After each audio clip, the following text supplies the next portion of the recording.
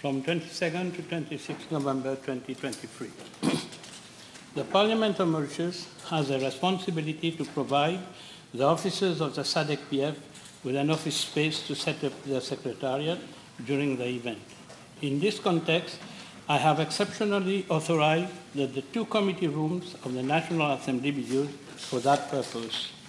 Moreover, I wish to inform the House that I have nominated the following honorable members to attend the plenary assembly session as observers: Honorable Danou, Parliamentary Private Secretary; Honorable Mayotte, Parliamentary Private Secretary; Honorable François, Parliamentary Private Secretary; Honorable Armance, Opposition Whip; and Honorable Naganingam. Honorable members, in view of the fact that Honorable Armance will not be able to participate in the plenary assembly, I have nominated Honorable David as observer in his stead. I thank you for your attention. Those have been laid. Questions?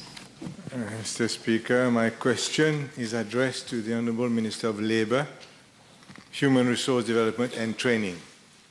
Whether, in regard to the rise in the cost of living over calendar years 2022 and 2023, he will state if government proposes to legislate for the payment of a 14th-month bonus in December 2023 to all employees of the private and public sectors earning less than 50,000 rupees, whilst providing for a mechanism to assist those employers facing financial difficulties. Mr. Speaker, sir, I would like to thank the Honourable Leader of the Opposition for this PNQ, as it gives me an opportunity to highlight the different measures that this government has taken to improve the living condition and livelihood of the populations since we came in power in December 2014. It is a known fact that in many countries across the world, employers are legally mandated to pay a 13-month or 14-month bonus in addition to an employee's standard monthly salary. However, this may differ from one country to another. In some countries, it is mandatory, whereas in others, it is customary. The 13th-month salary is generally paid as a bonus by the employer to the employee at the end of the year, and not to compensate for the rise in the cost of living. It would be appropriate to recall the history of the payment of a 13-month bonus, both in the public and in the private sector. Mr. Speaker, sir, in the wake of the rise of the price of sugar on the international market, a phenomenon known as the bonanza, trade unions started claiming 13th-month salary, but companies in the sugar industry, the sugar barons, were reluctant to pay this additional salary. It was under such pressure that the Sugar Industry Staff Employees Association signed a collective agreement to the effect that a 13-month bonus salary or bonus would be paid based on an annual profit. However, the non-agricultural and agricultural workers were not entitled to same.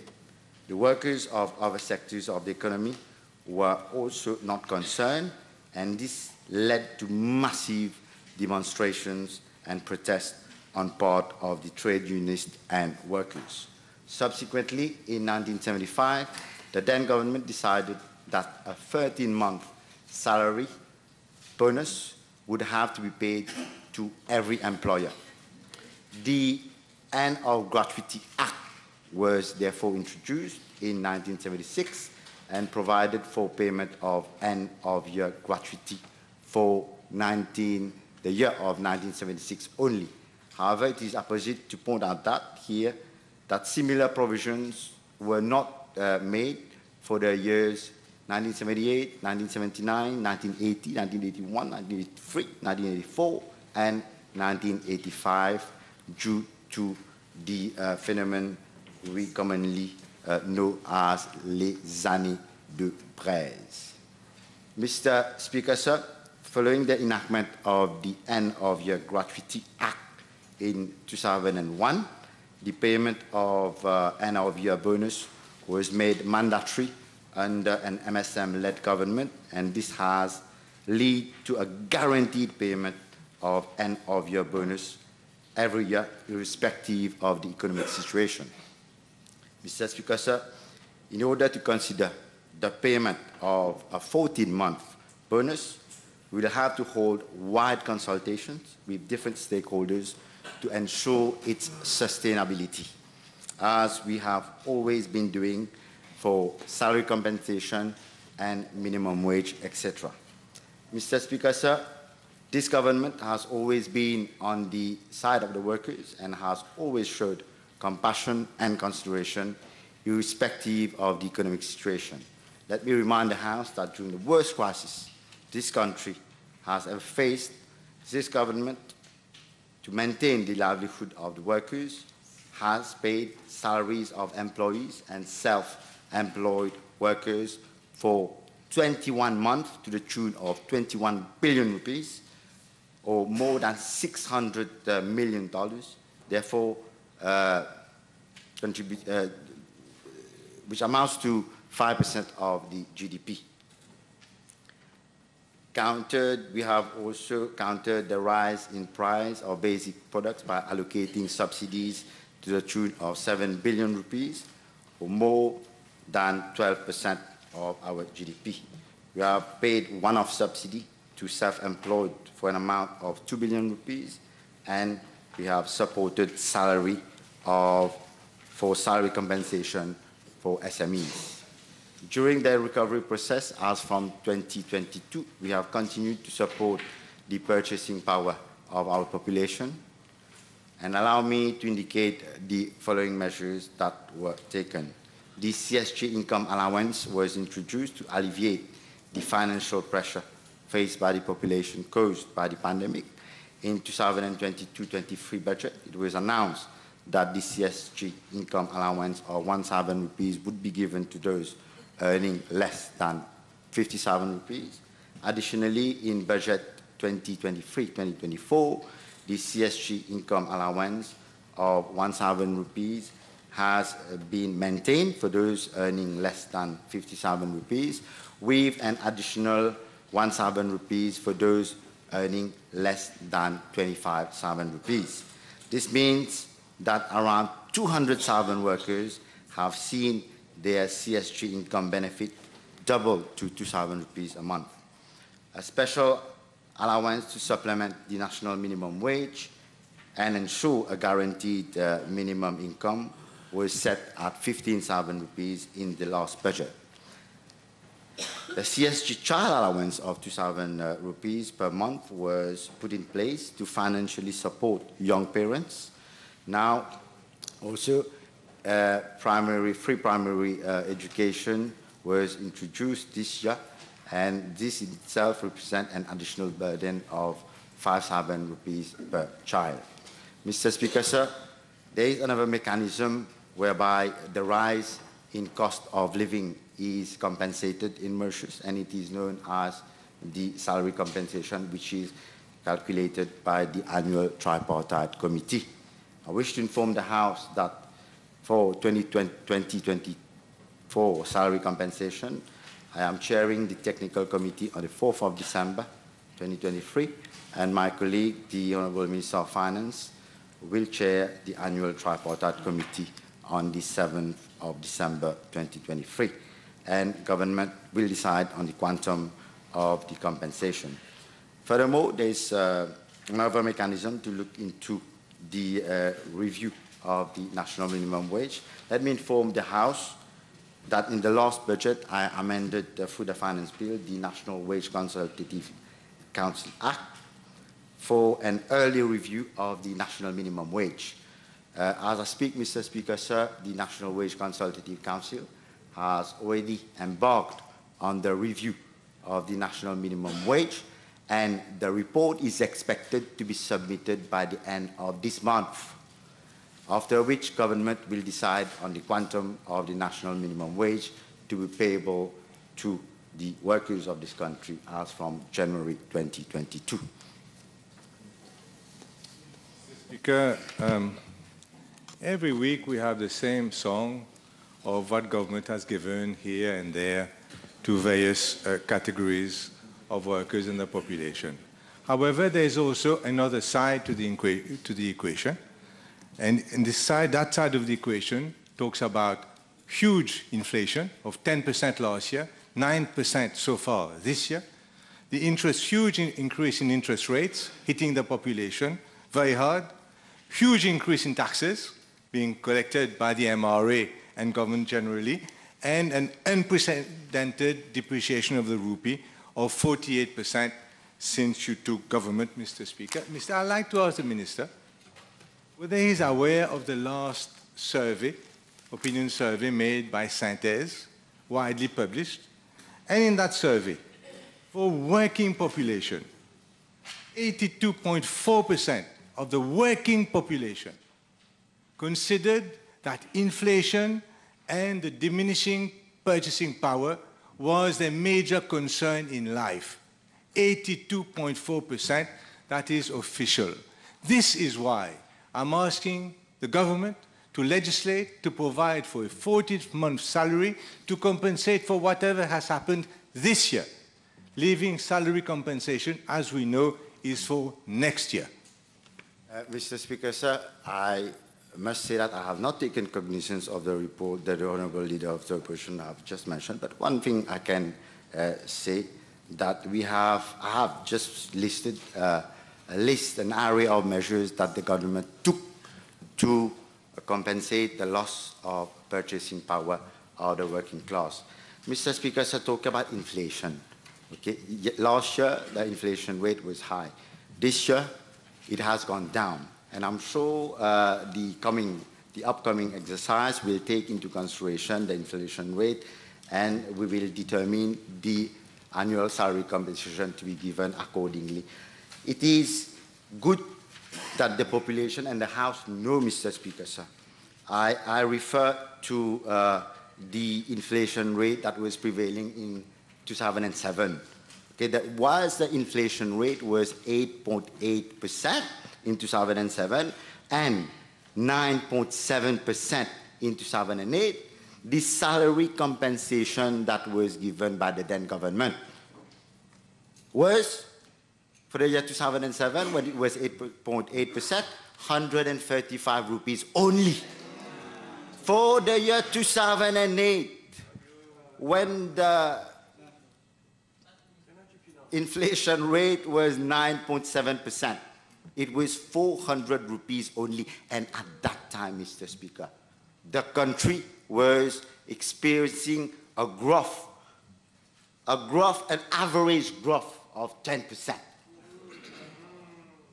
Mr. Speaker, sir, I'm not finished. As a responsible government, Mr. Speaker, sir, in order to legislate for any payment of a 14-month bonus, a lot of consideration will have to be taken into account. For example, Mr. Speaker, sir, the capacity to pay of the enterprise. And I'm sure the Leader of the Opposition will agree with me that not all enterprises have the same capacity to pay. But as we have always been saying, Mr. Speaker, we have never let the workers of this country down when it comes to upgrading their conditions, their living conditions, their work conditions, and what you mean, okay, I'm answering? No, Mr. Speaker, sir, we just cannot decide. We just cannot decide without holding consultation on if we will introduce a 14-month bonus for the workers or not. We have given enough consideration by giving additional income support for the working class of this country to support them and counter the loss in purchasing power. Mr. Speaker, perhaps you will ask him to be shorter in his replies to give a chance to the population, to get some answers out of this government. Honourable Member, I am on my feet. You have to shorten your question. Your question was about 5 lines. He doesn't have to shorten his reply. Mr. Speaker, Specific all question. of the persons surveyed of the lower income group said, all of them said that the minimum wage was insufficient. So it's good news if there's going to be some increase. At the same time, the minister may not be aware that my predecessor, his boss, gave only 120 rupees compensation when he was Minister of Finance in 2010 for 2011. So you need to be careful when you speak. Now, Mr. Speaker, I want to ask the Honourable Minister whether, on the other side of the equation, he has taken a look at company profits. Company profits, I have taken the 20 big companies that have published their profits recently. Will you be surprised to note that profits this year, compared to last year, have increased by about 80% for these companies and over 250% compared to pre-COVID year 2019. And this is mainly due to your government's policy of depreciating the rupee that helps the Minister of Finance, helps companies to the detriment of the whole population. Have you taken into account the recent publications of company profits? That's the question. Mr. Speaker, sir, it's a good thing that companies in Mauritius are making profit. And this will eventually benefit the workers of this country. And this has always been the case. Whenever companies make profit, they, even though it is not mandatory, but they customarily do provide 14-month bonus, 15-month bonus. This is nothing new. As regard to the figure he mentioned when the Honourable Prime Minister was the Minister of Finance, Mr. Speaker, sir, at that time, the inflation rate was only 2.9%. And the compensation, salary compensation that was given was 420 rupees. 420 rupees, I have the figures. You want me to table? I can table it. Order. The fact is 120 rupees for... 420 rupees, 420 rupees. There was 120 rupees. That is not true, Mr. Speaker. And people will laugh because I will publish the figures later. Put your question. Give me a minute. Be patient. Be patient. Let me give my ruling. Let me give my ruling. This is question time. Leader of the opposition, you have the right to put questions. No debate, no comments, question, direct question. Raise points, I have to answer. I can't just leave it as a fact when points are raised. I cannot. This is what I want to inform the House, that there is no debate in this House right now. It is on the order paper question time. Question time should come from the leader of the opposition. Question should come from the leader. No statement, no debate. Come from the government, not take 2007, 2008. Is that an answer for today? Again, I can't, honourable members, I can't prevent any minister from the executive. I can't prevent them to explain their policies. But question time is regulated. The way of putting question is regulated by the standing order, and I hope the leader of the opposition has been an acting prime minister, knows more than me. I do know more than you. I have never seen question time like this. In my whole career, I have never seen question time like this. Never. This is the first time in my life that I see question time like this.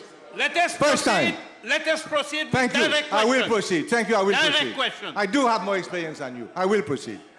Now, Mr. Speaker, on the other hand, government revenues, which have been boosted by depreciation of the rupee and inflation, have increased by 70 billion rupees a year compared to pre-COVID. 70 billion. MRA just published a figure, 23 billion rupees more money than the previous year, Mr. Speaker. This is why I'm saying company profits are huge. Put your question. What is your question? If you're patient, maybe I will get a chance. Put your question. Yes. Company profits are huge. Money representing taxes from the people of Mauritius have jumped and boosted, Mr. Speaker. This is why. And the people are suffering. 82% of workers are complaining about the purchasing power under this government. This is why I'm saying to the government. Now you're making a statement. You're making a speech. I am. I have to regulate the business of the House. I'm asking you, put your direct question to the minister. As many questions as you have. No statement, no debate. I will put the questions. As I see, I have to put the question, Mr. Speaker. Now, I'm going to ask the minister, given that huge increase in government revenue, 70 billion rupees, given huge increases of company profits, whether and loss of purchasing power of the population, 9% inflation up to September 2023, will he not consider making it mandatory? Because the increase in prices is for everyone, not just large company employees. We consider making it mandatory for every employer to pay and provide for some mechanism like the WAS. Let the minister answer. We got your question. Companies who cannot afford it. Mr. Speaker, sir, whenever there is an amendment to the Workers' Rights Act or any other legislation, they themselves come to this very House and say that whether there has been consultation, what will be the impact on this measure on companies? They are always vocal about it. Us, Honorable Utim, us, his colleague, Honorable Balamudi, in all his speeches, whether there has been consulted. I have made it clear earlier. For us to legislate on the issue, we'll have to hold proper consultations because we are a responsible government. Mr. Speaker, I'm happy that at the request of the opposition, the government will hold consultations on the 14th month. I'm extremely happy that this will happen. Mr. Speaker, your happiness is not important. Put your questions. Your question as leader of the opposition is very important. Which is a constitutional right. Thank you very much. Thank you for reminding us. Now, I'd like to ask the Honourable Minister whether he has taken note of the rise in interest rate. Most people in this country owe money to the bank. Interest rate increases amount to 2,000 rupees per month, to 4,000 rupees per month for the average household. Now, that also needs to be taken into consideration by giving a 14th month, which you will now, we understand, hold consultations with the private sector. Thank you for that.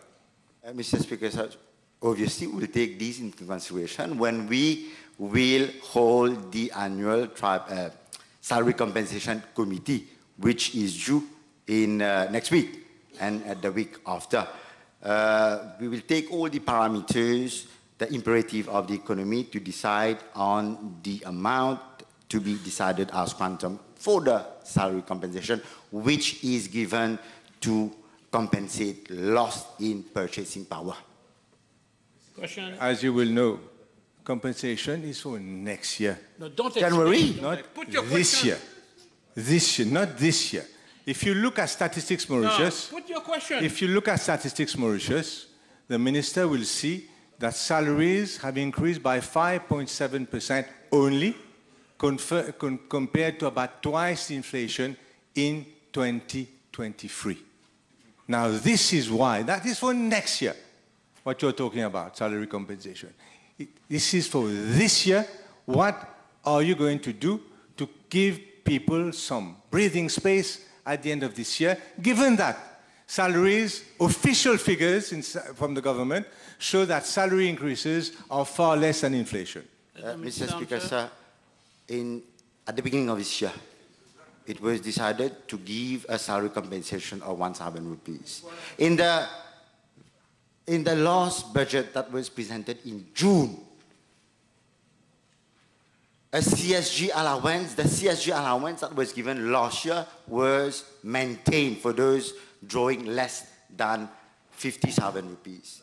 And for those earning less than 25,000 rupees, we gave an additional 1,000 rupees as CSG allowance. These are facts. These are amounts that this government has disbursed to come to the help of the working class. And we have also, Mr. Speaker, we should not forget, we have helped SMEs to pay salary compensation to their employees. And we have done this last year, and we are continuing to support these SMEs. Mr. Speaker, I'd like to ask the Minister whether he has read his own survey of employment and earnings. Yes or no? Because it says clearly on paragraph 3.71, that, and I read it for the Minister's knowledge, he doesn't seem to know about that. Overall average monthly earnings increased by 5.7% from March 2022 to March 2023. So it's clear that average earnings are rising far less. Whatever else you are giving by way of this or other, that is another issue. These are statistics, Mauritius, their figures. And therefore, I would ask the Minister, it is the PMSD who in 1975, from Sir Gaiton Duval, brought a motion to bring the 13th month. So I'll ask the Minister again, this year being an exceptionally difficult year for the country because of the deliberate policy of depreciation by government, will he not, therefore, legislate for the 14th month, giving a WAS-type, wage assistance type, help to those small companies that are unable to pay because the government has collected billions upon billions of additional revenue from depreciation and inflation? Mr. Speaker, I'm not saying that we will or we will not. I maintain we will have to hold consultation. When will your consultations be? On the, I'm talking about compensation, not on salary compensation, but on the 14th month. When will that be? I'm talking about salary compensation. Don't repeat what you're saying. Don't play on words. We're talking about the 14th month bonus. When? I'm not that stupid, I don't understand between 14th month and salary compensation. When will you have said repeatedly that you cannot do it without talking to people and consulting? I'm asking you formally, when will you be having salary consultation? Mr. Speaker, sir, when we decided to introduce the national minimum wage, we did not just decide like this on the quantum. We had put a council to determine the quantum of the national minimum wage. And that council consists of different stakeholders, be it trade union, business community, civil society, the government, and all. We cannot just, à la va-vite, prendre une décision sur la question. The people will note that the opposition is on the side of the employees and the workers, and the government is taking the side this is not a of the big employers. The people will note, and you Cheap politics. Cheap, you are doing cheap, politics cheap, now. Cheap.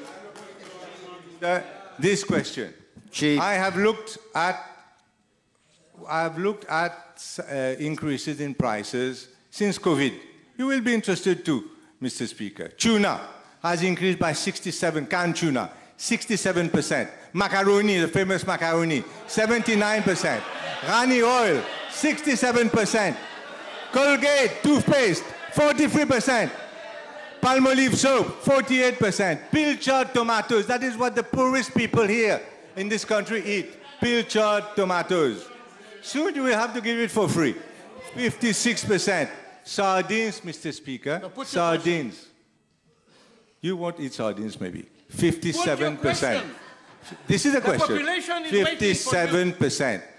I've just taken, Mr. Speaker, the most basic commodities that people consume. Pilchards, sardines, tuna, oil, etc. have increased by an average of 50% or more since COVID. And the government is talking about holding consultations to see who can pay, who cannot pay. I say, Mr. Speaker, I allowed the Minister one last time. It is time to forget your friends, the employers, and think about the people who have voted for us.